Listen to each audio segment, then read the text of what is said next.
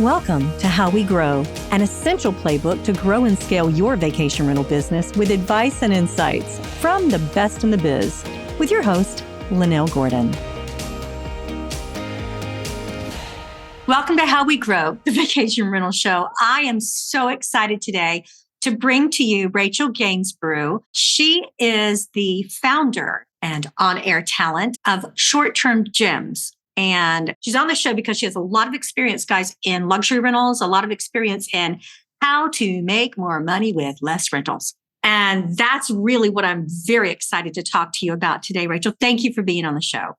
Lynell, thank you so much for having me. I so appreciate the content that you're putting out there for us who are in the field. So I know it takes a lot of time, a lot of energy, but so appreciate all that you're putting out there. Well, I'm really excited to have you and learn a little bit too.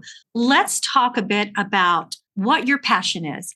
Tell me what your passion is and what Short-Term Gyms is so that everybody will know. Yeah, absolutely. So I have a healthcare background. I come from formal training as a pharmacist. Burnout was real, like many medical professionals, right? And so I really was looking for a way, Lynell, to not change my hours for dollars. So one thing that I thought I understood pretty well was real estate. I mean, there's so many different investing strategies out there. So when we started to do some research after paying off mountains of student loans, we thought to ourselves, well, what's the next step?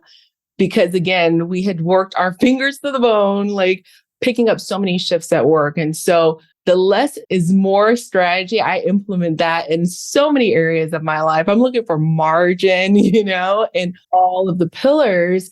And so the reason we decided to go into short-term rentals specifically is because I identified that if you can set up a property in a luxury manner, and if it's positioned correctly, if, location does matter some, it's not the end all be all, but you have an opportunity, especially with short-term rentals and midterm rentals, to reposition that property in such a way that you can drive the revenue with some key core metrics. And we did that with our first property. We did that with our second property. And at that point, we actually got contacted by Netflix and AirDNA for a TV show. And that's how we ended up on TV. I mean, coming from a pharmacy background, I never envisioned myself on TV. I have no formal media or marketing skill set, but just seeing the numbers on the back end, they were really intrigued. They asked us for a casting call and we continued to move through the process. And it's just been absolutely amazing since. And many members of our community, healthcare professionals, my husband was a psychotherapist by training. They just wanted to know, well, how is it that you're able to accomplish so much in such a short period of time with just a couple of properties that you started with? We've grown since then. But, just getting the question over and over again, I realized that I do have a knack for spreadsheets and leveraging spreadsheets and formulas and spreadsheets to evaluate property, complete my pro forma, kind of purchase it ahead of time on paper just to see how it's going to shake out and make decisions based on the data. That's my specialty. I absolutely love that. And that's how really Short-Term Gyms was birthed, just sharing my spreadsheets with other members in our community and then creating an education platform as well for other busy professionals, medical professionals specifically, who were burnt out and looking for a strategy to cut back on the W-2 and start living a life that they didn't necessarily need a vacation from. Well, and I've listened to you. You're actually brilliant. You're very, very smart. You have the ability to gain knowledge and hold it, which is really cool. One of the things I wanted to ask you so that we could talk to our viewers about it, because we're all about how to scale. And part of that is not growing fast. Part of that is growing smart. So tell me what the key components are to those out there that actually want to buy their own homes. Doesn't matter if you're in property management or not. But for those that want to buy their own homes, tell me a little bit about your advice on how to pick a rental that's going to make a bunch of money.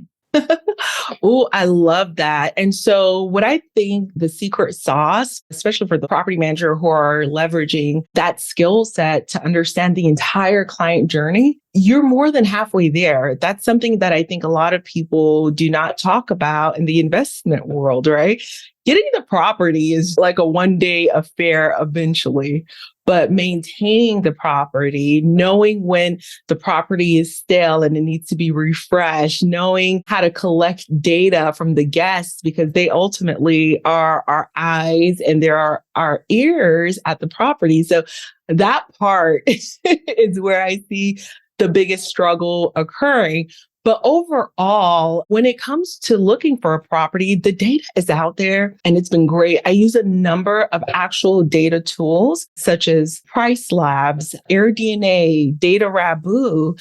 And what it does for me, it gives me both historical data, like what's happened in the past, as well as prospective data, what's happening in the future, like how are bookings looking for the next 90 days, 6 months.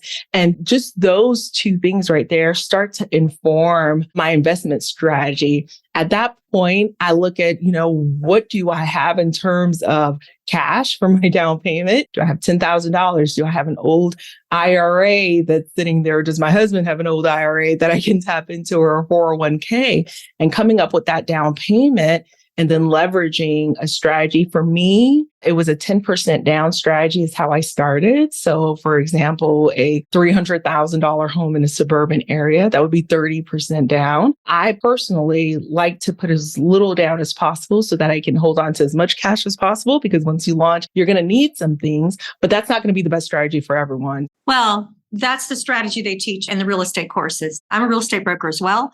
And that is exactly the strategy that they teach. I've got a new class coming up on Tuesday. I'm actually excited to attend about investing to see if they have any new formulas for me. I too love a spreadsheet. Let's talk about this. So what are your strategies for making more money? Because I think any property manager wants to make more money out of a home. So what is your strategy for making more money with less properties? Absolutely. So as I'm approaching a specific market, I want to look at the differences, for instance, in a bedroom count, right? So a 3-bedroom versus a 4-bedroom versus a 5-bedroom versus a 6-bedroom.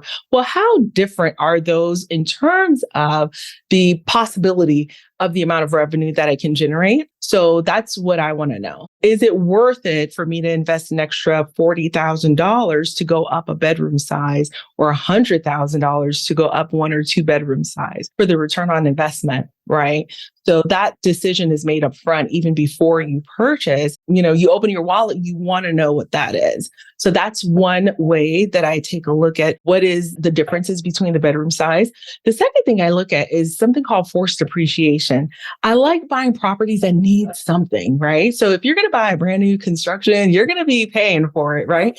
But if it needs a little bit of carpet needs to be removed and I want to change it to hard flooring, whether it's luxury vinyl plank, depending on the market, or tile, if it needs paint, just leveraging those negotiation factors to try to talk the price down a little bit. And some people may call it the burst strategy, but I'm always looking for a property that needs something. I'm not looking to do any major rehab or renovation, but property that's a little dated, I'm here for it. Then we can haggle a little bit and I can offer something lower because I have resources and contractors that I work with, that I continue to work with, that give me really great deals on some renovations.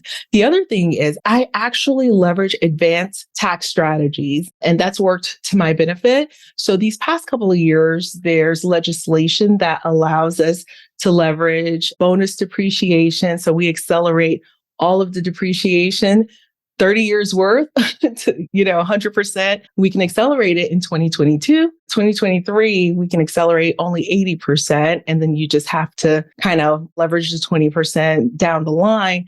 And next year, it's 60%. And so I'm not a tax accountant, but all I know is instead of me owing on taxes like we used to, we now are able to either get a refund or just be really, really close to break even, which is amazing. And so that allows me to have more cash in hand so that I can invest in other property. Other things that I look at, of course, is I'm looking for properties that are near multi-million-dollar properties, although I'm not buying multi-million-dollar properties at this stage, but I want properties that are within a vicinity of those properties. So one of the things that I do is I actually find the top performing properties. That's how we were able to find our Rosemary Beach lot. I love Rosemary Beach. Just saying, they've got great properties there. It's a beautiful area. So tell me, you found your Rosemary Beach property. Yeah. So of course, the estimated projected revenue of Rosemary Beach was like 200,000, 400,000. I'm like, right. Great. These are $20 million homes. But if you open up the perimeter for the search and you cap your max, right? And so I capped my max at 700,000, we're able to find something for 562,000, not directly there, but a couple, just like tier 7. No, I get it. A couple of streets over. Yeah. Right. And so still, the fact that Rosemary Beach is able to generate that amount of revenue, you can still leverage that. You won't make the 400,000 or 300,000, but we're generating a little bit over 180, 190,000. So that's amazing. And so always looking for the top markets. I don't shy away from properties that are 20 million. So, okay, let me just be your neighbor and figure out how I can get in for under 700. And that's really the strategy that I leverage. Now that's phenomenal. So you bought a house for 700,000 or so, and you're generating 180, 90,000. Guys, you guys are property managers. You know how much that is. That is a lot. So tell me what your secrets are to generating more revenue. Is it the area that normally generates that revenue, or did you do something specific? How are you setting your rates? Yeah, absolutely. So what's great about that too is you want to leverage dynamic pricing tools, right? You want to look at your market. It's not a set it and forget it. I know that's the old way of doing things. So you want to leverage dynamic pricing. I don't necessarily need our property to be 100% occupied, 99% occupied. I'm perfectly content with 65 to 70% occupied because the larger homes, they actually need a little bit of that TLC in between. So the downtime allows us to get that property up to standard. When I first started, one of the biggest mistakes that I was making was actually wanting the 90% occupied. And then you start to get customer complaints, issuing refunds. I should have just let it sit and I would have not lost money on there. And so when we looked across a couple of years and identify, well, where's our most profitable occupancy rate? It is at the 65 to 70% occupancy rate. So please do not drive your prices like $80 a night, $150 a night. Okay. So out to you guys who are dealing with your homeowners who are whining because you only have 65%, please listen to what Rachel is saying and get some of her information to hand over to your homeowners to say, hey guys, this is the sweet spot where you need to go, and use some of that data for her. Dynamic pricing. Now we have a product called Insights that's free to most of you guys as property managers. It will allow you to look at dynamic pricing.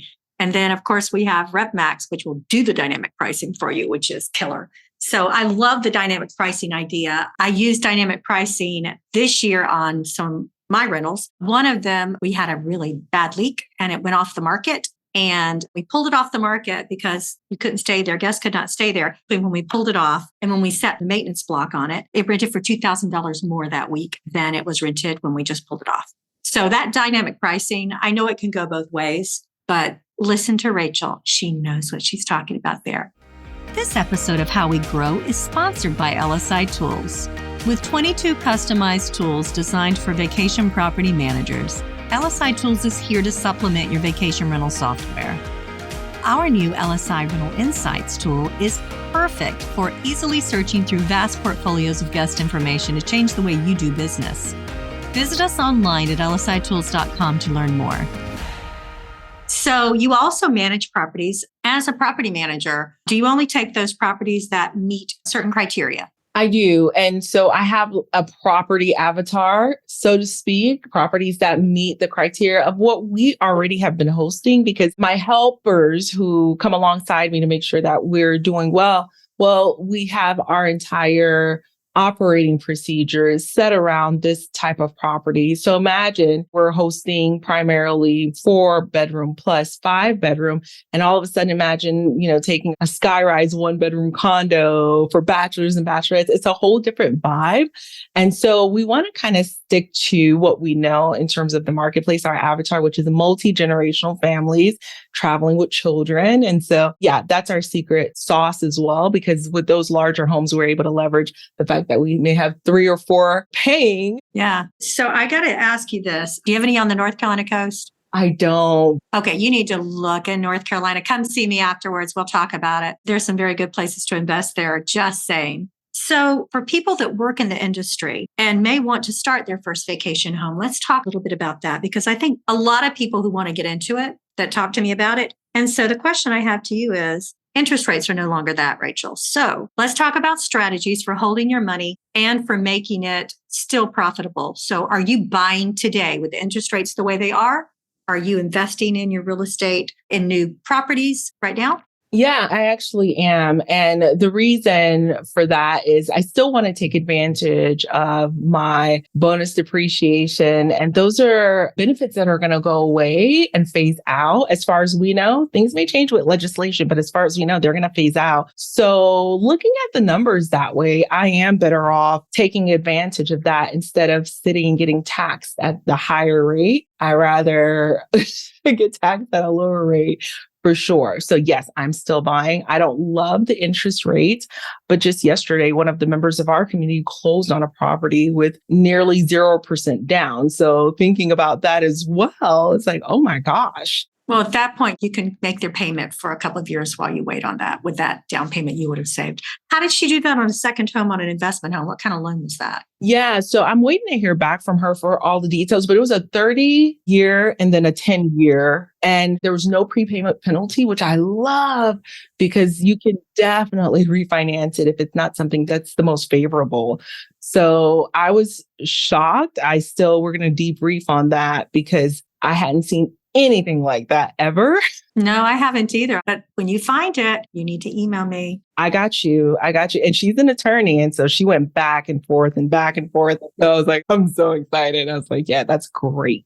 I love the fact that you put it out there in such a way that almost anyone can buy a vacation rental home. So guys, there are cool tools out there to help you for that too. It's such a blessing. I have a friend who was property manager for several very, very large property management companies. And he ended up buying his own vacation rental and starting his own company that way too. So I just am like, anybody can do this. You know, if you're very interested in it, I'd like you to share any tips or insights on interior design or decor for creating a luxurious and appealing environment for these short-term property rentals. What's the best advice you can give us on that? Oh, what I love about luxury and short-term rentals is that it's not your grandmother's luxury. Like, remember Lifestyle of the Rich and Famous, where it's like all these gold toilets? Yes. Gaudy as I'll get out. Yeah, no one wants that. That's the good news. It does not have to break the bank. So the modern luxury traveler is looking to reconnect with those that they're traveling with in their party. They're looking to reconnect with nature. They want to live like a local. So when it comes to thinking about the design, how do you want to make them feel? And keeping that at the forefront of your mind and knowing exactly who that guest avatar is going to be the biggest factor in creating a luxury design. And so, yes, there's price point, there's luxury, there's ultra luxury. That's involved too. But it's more, I would say, the soft skills of the communication. How are the photos set up? How is the listing description, the copy? Are you speaking to them? Are you giving them that feeling that they're going to have a really soothing, relaxing, enjoyable stay? Are you providing them content, information, what's available for them, right? Or are they guessing? Are they struggling for their lives trying to figure out, okay, how's this place even set up? I don't understand. Or are you providing all of those things for them in a floor plan that is designed in such a way they know where grandma's going to sleep, how the lay of the land is? And so I think that's first and foremost, just thinking about some of those soft skills. But of course, there are some tangible things as well. The king size bed is the default travel luxury bed. Technology, the convenience of, say, a keyless entry, having some, high tech tools in the space, putting the kitchen together in a way that it feels completely fully stocked so that they have all the quality cooking tools, nice hard surface, natural fiber linens. Those are important as well. But as far as creating and curating a luxurious stay, it's about convenience. It's about communication and connection with that guest and that party, really. Okay, so tell me about your future goals and aspirations for yourself for your luxury short-term rental business. Tell me what you have there. What are your future goals and aspirations? Yeah, so we actually are tapping into one of our future goals right now. We are launching a fund where we're purchasing property with other medical professionals, other busy professionals, and friends who really want to get into it, Lynell, but they just can't foresee the time capital, the commitment that it takes. Everyone was saying it's passive income. No, it's not passive income. It's definitely not. No, there's a lot to do here. So are you selling stock that way? Are you purchasing it all as an LLC and then they have a portion? How are you doing that with friends? Yeah, so it's definitely under the SEC. I've got an attorney that's drawing up those papers. So like a syndication. And so you would be a liquid for like 5 years. And then once we liquidate, we already have a buyer who wants to, we haven't even purchased, but I have a buyer just based on the quality of the product that I've been able to put out. They said, okay, whatever you put together, we'll purchase it from you. So I'm super excited about that. I have people that tell me the same thing. And I haven't decided what business model I want to use to get other people involved. There's one in Florida because you're already there. There's a business model in Florida. There's a guy who's put together like a club and you can belong to the club. And it's kind of interesting the way his business model is. So you guys, there's a lot of different business models to do this. And Rachel, I don't know which one is going to be most successful. Neither do I. Yeah, I mean, we're just going to have to try it out. Like there's an investment fund. There's all kinds of ways to do this. And believe it or not, that's one of the things I'm working on in my spare time is what's the best business model to do that? Because I love choosing properties just like you. I like to run my spreadsheets and see where am I going to get the best bang for my buck. And a lot of times it's just prayer, to tell you the truth, where you find the right house. Oh, you're absolutely right. Let me tell you the deals. And here's one thing about the members of my community. Lynell, I pray to God that literally they find better deals than me. And when they do, I can just cry. And they do. I'm like, this deal right here.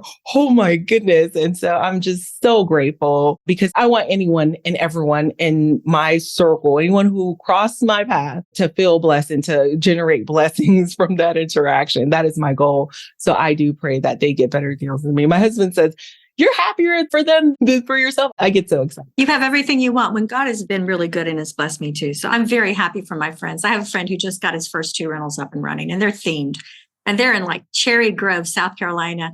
And he's so excited. He is so excited about it. And he's making a lot of money. He's doing a really good job. And he's going to do the same thing that you and I are talking about. He's going to get together and get a whole bunch of people and they will do investments. And I think that today it's a really good thing.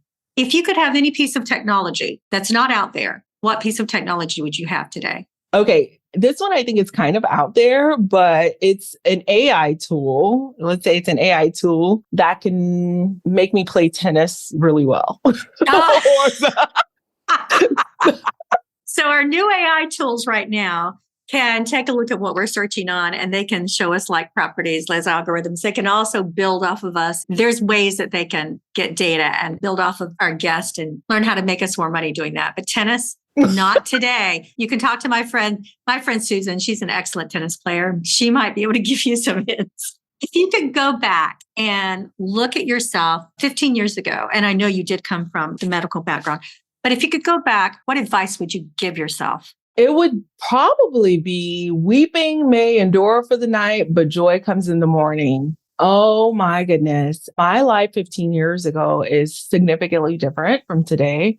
And so just hearing those encouraging words, I probably would have breathed a little bit more at night, slept at night, not, just toss and turn over all of the stressors that we were encountering 15 years ago. For sure. I would go back and tell myself too, you're going to make it. And guys, I will tell you, anyone out there under a lot of financial strain, working towards your goals, it will be better tomorrow. Tomorrow is a different day. Wake up and enjoy each one because we only have one of today. We only have one moment. Is there any other advice that you want to give people that are looking at short-term rentals? Yeah, I mean, I love that you are talking to the audience who are interested and they're not quite, pulling the trigger, but you're in the right place. Lynell's got the information and the support. And if this is what you want to do, move forward. You got to start by starting. I think the day of analysis and paralysis, we just need to move forward. We need to take action because there's nothing like action that's going to build confidence, whether it's analyzing property, figuring out one or two markets you're really interested in. Just take those first action steps. And then along the way, you'll figure out what the next best move is. There you go. My husband's question when we invested together was, how much is the upkeep on that? I know how much you say we're going to make. I'm like, here's how much we're going to make, honey. He's like, how much is that going to cost me to make? And I think that depends on the area, Rachel. Is that what you found, the area and the type of home that you purchase? Yeah, it for sure. It depends on the area. So some areas are going to have higher, is what I call expense ratios than others. I know in Florida, the insurance versus insurance in Georgia or Tennessee or other areas, the insurance can really make a difference. So you want to factor that in, right? So factor in all of the risk, plan for anywhere from 42% of what you think you're going to make to go into upkeep, at least 42%, 42% to 50%. And then if you end up having less go into upkeep, then you're better off. But having that realistic number is going to be a great way to inform you on what that investment strategy is going to look like. That's great. That's a great number, actually. I told my husband, don't plan on making any money. We want to put everything aside for the first 5 years. And then after that, praise God, we've been able to pull it out and we've paid. Now, guys, if you buy a house in Texas, I'm just telling you, they're on the coast of Texas. The taxes, don't forget to look at your tax rate for that. Like in North Carolina, the tax on my home, and it's in a very expensive home, and the taxes are only like $4,000. And the tax on my little home in Texas is over 10. So take those kinds of things into consideration, like Rachel says. All right. Well, thank you, Rachel, very much. You guys take Rachel's advice, get it started. If you have any questions, Rachel, can they reach out to you? Would you be happy to mentor some people to call in from the show? Absolutely. I would be more than happy to take you by the hand and walk you through. You can find me on Short Term Gems. I'm on Instagram as short.term.gems. That's one of the best ways to find me. All right, guys. Thanks so much for joining us today. We'll see you next week on How We Grow. This episode of How We Grow was brought to you by LSI Tools. To find out more about how LSI Tools can help to grow your vacation rental business, visit lsitools.com. Make sure to watch for How We Grow in Apple Podcasts, Spotify, and Google Podcasts, or anywhere else podcasts are found, and hit subscribe so you never miss an episode. On behalf of the team here at Inhabit, thanks for listening.